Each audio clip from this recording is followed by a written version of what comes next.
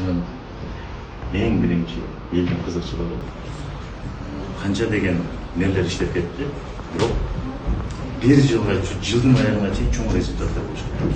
Президентибиз бизге ушундай тапшырма койду. Значит, балыкчынын эли эртеңки күнү ушул жерде ишеним көрсөтүп, мына балыкчы Кыргызстаныбызда эң өнүгүү жолуна түшкөн шаарлардын бирине айланыш керек. Бүгүнкү күндө бир дагы көктөбөй турган дарак болбош керек. Бүгүнкү күндө мына кире бериш жеринде бир гүл көрүнбөйт.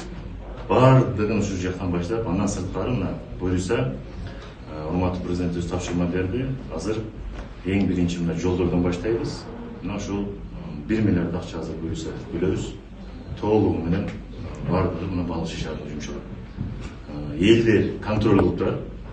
Мыйзам бузган болсоң, туура эмес ушул жерде акча каражаттарды колдонгон болсоң, анда жоопко тартыласың. Бул жерде эч ким бирөөнүн таанышы билиши деген болбойт. И мындан ары дагы мыйзам ошондой иштейт. Эл ачык эле айтып коет. Мына бул жерде туура эмес болуп атат. Бул жерде некачественно болуп атат. Жасаш керек жумушту. 50 жыл тура турган жакшынакай болуп туруп качественно кылып жасап берет. Түшүнүктүүбү? Болуп турганда жакшы. Азыр эми